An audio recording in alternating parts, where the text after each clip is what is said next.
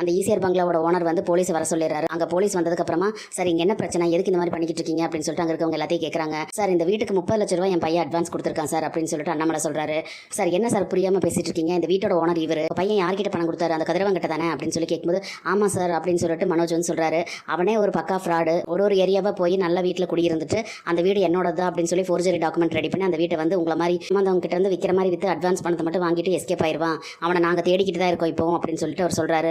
அதை கேட்டோன்னு அப்படியே ரோகிணி பயங்கரமாக அழுகுறாங்க. மனோஜ் அப்படியே அழுதுட்டு உடனே புரியாத மாதிரி நிற்கிறாரு. உடனே நீங்கள் இங்கிருந்து பேசுறது சரியில்லை, நீங்கள் எல்லாருமே கிளம்புங்க சார் இந்த வீட்டிலேருந்து, இது அவரோட வீடு, அவர் என்ன பண்ணுவார் அப்படின்னு சொல்லிட்டு போலீஸ் சொல்கிறாங்க. நீங்கள் ப்ராப்பராக ஏதாவது பண்ணணும் அப்படின்னு நினச்சிங்கன்னா போலீஸ் ஸ்டேஷன் வந்து கம்ப்ளைண்ட் கொடுங்க, நாங்கள் ஆக்ஷன் எடுக்கிறோம் அப்படின்னு சொல்லி போலீஸ் சொல்கிறாங்க. அதை கேட்ட உடனே அண்ணாமலை இருந்துட்டு சார் ஒரு 10 நிமிஷம் டைம் கொடுங்க சார் அப்படின்னு சொல்லி கேட்குறாரு. சரி பாருங்க அப்படின்னு சொல்லி போலீஸ் சொன்ன உடனே அண்ணாமலை வந்து மனோஜ் கிட்ட போயிட்டு எல்லாம் முடிஞ்சிருச்சுடா, நம்ம இனி எதுவுமே பண்ண முடியாது, நம்ம கிளம்பதான் வேணும் வா அப்படின்னு சொல்லிட்டு கூப்பிட்டு போகிறாரு. மனோஜை கூப்பிட்டுட்டு அப்படியே வந்து அண்ணாமலை அந்த பக்கம் போகும்போது விஜயா வந்துட்டு மனோஜை அப்படியே பிடிச்சிட்டு மனோஜ் டே என்னடா இப்படி ஆகிப்போச்சு, கடவுளே எங்களை கைவிட்டுட்டீங்க, ஐயோ கடவுளே நாங்கள் என்ன தப்பு பண்ணணும், இந்த மாதிரி ஒரு தண்டனை எங்களுக்கு கொடுத்துட்டீங்களே அப்படின்னு சொல்லிட்டு விஜயா அழுதுகிட்டே இருக்காங்க. அப்போ வீட்டுக்குள்ளே போன ஸ்ருதி, ரவி, அண்ணாமலை எல்லாருமே வந்து பேக்கில் எடுத்துகிட்டு வெளியே வராங்க. அப்போ அந்த நேரம் பார்த்து சார் அப்படின்னு சொல்லி கூப்பிட்டு ஒருத்தர் வராரு. எல்லாருமே திரும்பி பார்க்குறாங்க. வந்தவர் வந்து ரவி பக்கத்தில் போய் நின்றுட்டு சார் இங்கே மனோஜுங்கிறவர் யார் அப்படின்னு சொல்லி கேட்கும். சொல்லுங்கள் அப்படின்னு சொல்லி கேட்டோன்னே நேம் போர்டு ஆர்டர் கொடுத்துருந்தாரு, அது அடிச்சு வந்துருச்சு சார், கரெக்டாக இருக்கான்னு சொல்லி பார்த்துக்கோங்க அப்படின்னு சொல்லி கையில் கொடுத்துட்டு அவர் போயிடறாரு. ரவி வந்து அந்த பார்சலை பிரிச்சுட்டு அந்த நேம் போர்டை திருப்பி அப்படியே காமிக்கிறாரு. அதை பார்த்த மனோஜ் வந்து அப்படியே கவலையோட அந்த நேம் போர்டை வாங்கி கையில் வச்சுட்டு அப்படியே பார்த்துட்டு அழுகிறாரு. அதை பார்த்த உடனே ரோஹிணி வந்துட்டு வா மனோஜ் போலாம் அப்படின்னு சொல்லிட்டு கூப்பிட்டு போறாங்க. அவங்க 2 பேரும் அப்படியே கவலையோடவே போறாங்க. அங்கிருந்து எல்லாரும் கிளம்பி வீட்டுக்கு போயிடுறாங்க. ஒரு மூலையில ரோஹிணி நின்றுட்டு இருக்காங்க சோகமா, இந்த பக்கம் வந்து எல்லாரும் உட்காந்துட்டு இருக்காங்க ஒரு பக்கமா. நம்மள அப்படியே அதுக்கு இதுக்கு நடந்துகிட்டு இருக்காரு. அப்ப முத்து வந்து கட்டல் உட்காந்து எதையோ சாப்பிட்டு இருக்காரு. சாப்பிட மீனாக்கு வேணுமான்னு சொல்லி இப்படி நீட்டுறாரு. ஏங்க சும்மா இருங்க அப்படின்னு சொல்லி மீனா சொல்றாங்க. உடனே முத்து இருந்துட்டு எதுக்கு இப்ப எல்லாரும் சோகமா உட்காந்துட்டு இருக்கீங்க, இது என்ன இந்த வீட்டுல புதுசாவா நடந்துட்டு இருக்குது, ஒண்ணு இவன் நம்ம கிட்ட இருந்து பணத்தை திருடிட்டு ஓடுவான், இல்ல யாருக்கிட்டையாவது பணத்தை கொடுத்து ஏமாறுவான், இது வந்து தொடர்கதையாக நடந்துக்கிட்டு தானே இருக்குது அப்படின்னு சொல்லிட்டு முத்து சொல்கிறாரு. முத்து அப்படி சொன்னதை கேட்ட உடனே விஜயா வந்து அப்படியே திரும்பி முறைக்கிறாங்க. அப்புறம் மனோஜை பார்த்தீங்கன்னா மனோஜ் அப்படியே முறைச்சிக்கிட்டு இருக்காரு. முறைச்சிட்டு டே இது என்னோட சொந்த விஷயம், இதில் யாரும் தலையிட வேண்டாம் அப்படின்னு சொல்லிட்டு கத்துறாரு. உடனே அண்ணாமலைக்கு வந்து பயங்கர கோபம் வந்துடுது. டே எதுடா சொந்த விஷயம், மொத்த குடும்பத்தையும் அவமானப்படுத்தி போலீஸ் வந்து நம்மளை வீட்டை விட்டு வெளியே துரத்திருக்காங்க, இது உனக்கு சொந்த விஷயமா அப்படின்னு சொல்லிட்டு அவர் கேட்குறாரு. எனக்கு வர கோபத்துக்கு ஒன்று அப்படியே அப்படின்னு சொல்லிட்டு அண்ணாமலை வந்து அப்படியே அடிக்கிறதுக்கு போறாரு. அங்கிள் அப்படின்னு சொல்லிட்டு கூப்பிட்டுறாங்க ரோஹிணி. அதை பார்த்த உடனே வந்து அண்ணாமலை அப்படியே பேசாமல் இருந்துடுறாரு. வீட்டில் எல்லாருமே வந்து அப்படியே பதறி போய் நின்றுட்டு இருக்காங்க. உடனே அண்ணாமலை இருந்துட்டு உனக்கு நான் எத்தனை தடவை சொல்லியிருக்கிறேன், படிச்சு சொல்லியிருந்தேன்ல, அகலக்கால் வைக்காத, எதையும் யோசிச்சு செய்ய அப்படின்னு சொல்லி சொன்னேன், எதையாவது நீ கேட்டிருக்கிய உன் வாழ்க்கையில் அப்படின்னு சொல்லிட்டு சொல்றாரு. இவ்வளோ வளர்ந்துருக்க, 10 டிகிரி படிச்சிருக்க, என்ன பிரயோஜனம், அவ்வளோ படிச்சதுல கொஞ்சமாவது உனக்கு அறிவு இருக்குதா, கொஞ்சம் பணமா 30 லட்சம் பணத்தை தொலைச்சிட்டு வந்து நிற்கிறியாடா, ஒரு மனுஷன் ஆசைப்படலாம், பேராசைப்படக்கூடாது இந்த மாதிரி அப்படின்னு சொல்லிட்டு சொல்லிக்கிட்டு இருக்காரு. 3 கோடி ரூபாய் அப்படிங்கிறது இப்போ உன்னோட தகுதிக்கு மீறின விஷயம், அதையாவது நீ யோசிச்சிருக்க வேண்டாம். நம்மளை வந்து அப்படி சொல்லிட்டு மனோஜை மறைச்சிட்டு அந்த பக்கம் நகர்ந்து போறாரு. உடனே விஜய் எந்திரிச்சு வந்து ஏங்க இப்போ எதுக்குங்க மனோஜ் நீங்க இப்படி திட்டிக்கிட்டு இருக்கீங்க, அவன் என்ன தெரிஞ்சா இது மாதிரி பண்ணனா, அவனே பணத்தை தொலைச்சிட்டு கவலையில் இருக்கிறான், இப்போ அப்படியே இருந்தால் நீங்க அந்த பணத்தை அவனுக்கு கொடுத்தீங்க அப்படின்னு சொல்லிட்டு அவங்க கேட்குறாங்க. அவன் எல்லாத்தையும் முறைப்படி தான் செஞ்சா, எவனோ ஒரு ஃப்ராட் அவனை போய் ஏமாத்திட்டு போயிட்டான், அதுக்கு இவன் என்ன செய்வான் அப்படின்னு சொல்லிட்டு அவங்க கேட்குறாங்க. உடனே முத்து இருந்துட்டு ஓஹோ அப்படின்னா அப்பா பணம் கொடுக்கலன்னா கேள்வி கேட்கவே கூடாதா, சரி ஓகே அப்படின்னா அப்பா பணத்தை தூக்கிட்டு ஓடுனான்ல அதுக்கு நம்ம பேசுவோமா அப்படின்னு சொல்லிட்டு முத்து கேட்குறாரு. அந்த பணம் இன்னும் வரலையே அப்படின்னு சொல்லிட்டு முத்து சொல்றாரு. உடனே விஜயா வந்து அப்படியே வரைஞ்சு கட்டிட்டு டே இப்போ அதுவா பிரச்சனை அப்படின்னு சொல்லிட்டு கேட்குறாங்க.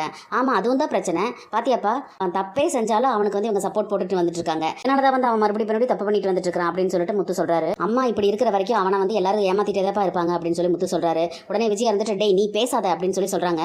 உடனே அண்ணாமலை வந்துட்டு நீ பேசாத அப்படின்னு சொல்லிட்டு விஜயா வடக்கிறாரு. உடனே விஜயா அதிர்ச்சியாகி அப்படியே திரும்பி பாக்குறாங்க.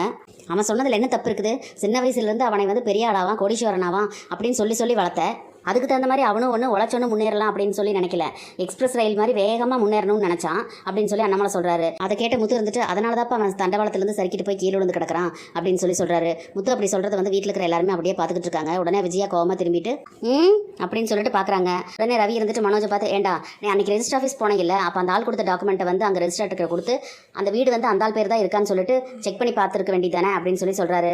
பார்த்து தான் இருக்கணும் அப்படின்னு சொல்லிட்டு மனோஜ் பதில் சொல்கிறாரு. பார்த்து தான் இருக்கணும் அப்படின்னா அப்போ வந்து அன்னைக்கு நீ எதுக்கு போனேன் அப்படின்னு சொல்லிட்டு கேட்குறாரு. நான் வந்து ரெஜிஸ்ட்ரேஷன் பண்ணுறதுக்கு எவ்வளோ செலவாகும் அப்படின்னு சொல்லி விசாரிக்கிறதுக்கு தான் போனேன் அப்படின்னு சொல்லிட்டு மனோஜ் சொல்கிறாரு.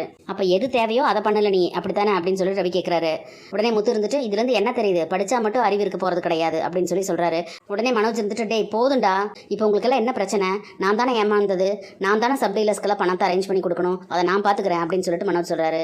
யார் நீயாடா, அப்பாவோட பணத்தை தூக்கிட்டு போனையா, அதையே வந்து நீ எங்களுக்கு இன்னும் கொடுக்கல, நீ வந்து இதுக்கு மேற்கொண்டு அதையெல்லாம் பண்ண போறியா அப்படின்னு சொல்லிட்டு முத்து கேட்குறாரு. உடனே ரோகிணி வந்துட்டு என்ன முத்து நாங்களே வந்து இப்போ ஏமாந்து போய் நிற்கிறோம் பணத்தை தொலைச்சிட்டு, இதில் நீங்கள் வேற எங்களுக்கு மேலே ஹர்ட் பண்ணுற மாதிரி இப்படி பேசிக்கிட்டு இருக்கீங்க அப்படின்னு சொல்லிட்டு கேட்குறாங்க. உடனே மீனா வந்துட்டு, ரோகிணி அவர் என்ன உங்களை காயப்படுத்தணுங்கிறக்காக இந்த மாதிரிலாம் சொல்லிக்கிட்டு இருக்காரு?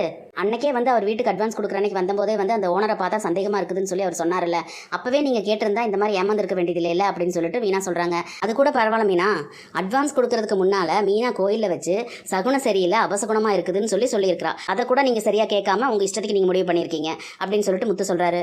முத்து அப்படி சொன்ன உடனே ரோஹிணி வந்து அப்படியே தலை குனிஞ்சுக்கிறாங்க. மனோஜ் வந்து ரோஹிணியை அப்படியே மறைச்ச மாதிரி பார்த்துக்கிட்டு இருக்காரு.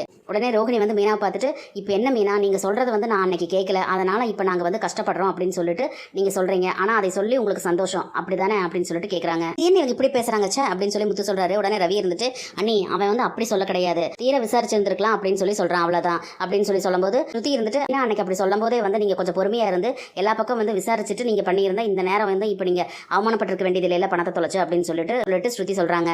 அதை கேட்ட ரோஹிணி வந்துட்டு, ஆமா ஸ்ருதி, அது எல்லாமே எங்களோட தப்பு தான், ஆனால் நாங்கள் வந்து யாரையுமே ஏமாத்தணும்னு சொல்லி நினைக்கலையே, ஒரு வீடு வாங்கணும்னு ஆசைப்பட்டோம், அதை நேர்வழியில தான் செஞ்சோம், ஆனால் அவன் எங்களை ஏமாத்திட்டான், அதுக்கு நாங்கள் என்ன பண்ண முடியும் அப்படின்னு சொல்கிறாங்க.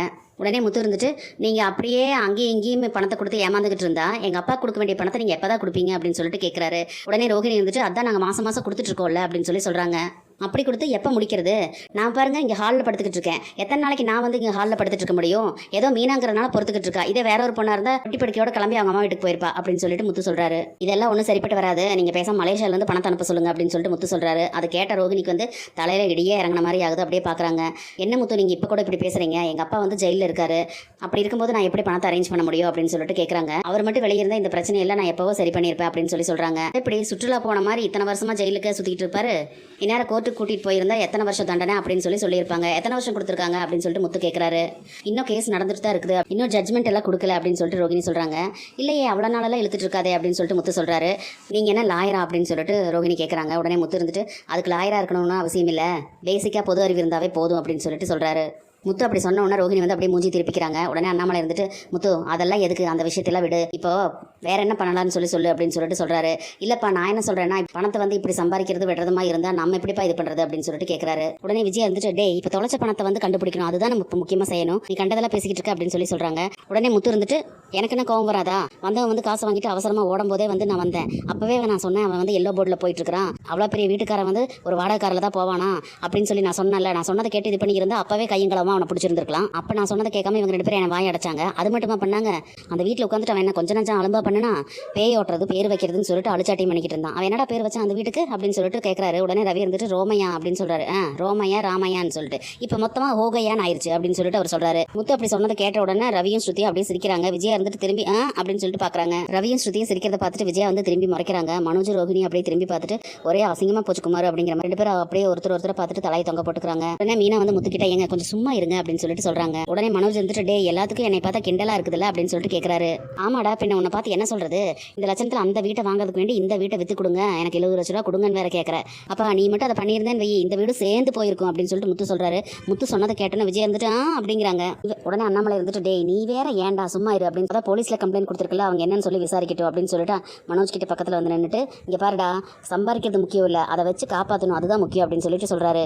இனிமேலாவது புத்திசாலித்தனமா இருக்கிறதுக்கு வழியை பாரு அப்படின்னு சொல்லிட்டு போகல அப்படின்னு சொல்றாரு. மனோஜ் ரோகிணி உள்ள போயிடுறாங்க, ரவியும் ஸ்ருதியும் உள்ள போயிடுறாங்க. உடனே விஜய் வந்து அண்ணாமலை பக்கத்தில் வந்துட்டு, ஏங்க எதுக்குங்க இப்போ நீங்கள் மனோஜ் இப்படி திட்டுறீங்க எல்லாரும் சேர்ந்து, அவன் வந்து ஒரு வீடு வாங்கணும்னு சொல்லி நினச்சான், அதில் வந்து நம்ம எல்லாத்தையும் கூட்டிகிட்டு போய் தங்க வைக்கணும்னு நினச்சான், அதுலேருந்தே அவனோட பாசம் உங்களுக்கு தெரியலையாங்க அப்படின்னு சொல்லிட்டு கேட்குறாங்க.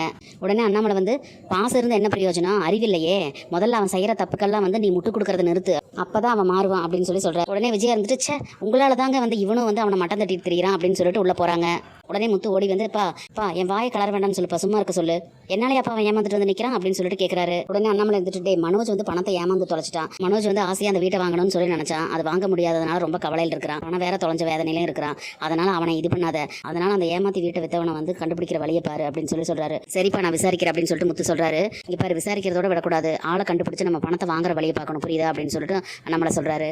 அண்ணாமலை அப்படி சொன்னோன்னே முத்து வந்து தலையை செஞ்சுக்கிட்டு அந்த ஓடுகாலிக்கு வேண்டி நான் ஓட வேண்டியதாக இருக்குது அப்படின்னு சொல்லி சொல்கிறாரு. உடனே அண்ணாமலை வந்து எது அப்படிங்கிறாரு. இல்லைப்பா நான் வந்து கண்டுபிடிக்கிறேன்ப்பா அப்படின்னு சொல்லி சமாளிக்கிறாரு. சொல்லிட்டு அண்ணாமலை வந்து ரூம்குள்ளே போயிடுறாரு. முத்து வந்து மீனா பக்கத்தில் போய் நின்றுட்டு பார்த்தியா மீனா இவன் வந்து பணத்தை தொலைச்சிட்டு வருவானா, இவனுக்கு வேண்டி நான் வந்து தொலாவிட்டு பின்னால் போகணுமாமா அப்படின்னு சொல்லிட்டு சொல்கிறாரு.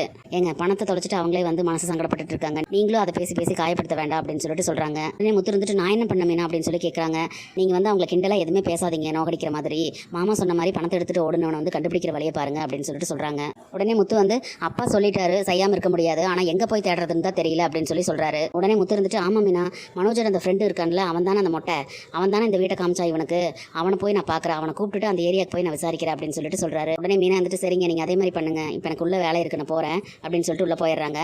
முத்து வந்து அப்படியே யோசிச்சுக்கிட்டு அப்படியே நின்றுட்டு இருக்காரு. இனி என்னெல்லாம் நடக்க போகுதுன்னு சொல்லி நம்ம நாளைக்கு பார்க்கலாம் ஃப்ரெண்ட்ஸ். நம்ம வீடியோ பிடிச்சிருந்தா லைக் பண்ணி சப்ஸ்கிரைப் பண்ணுங்கள். தேங்க்யூ.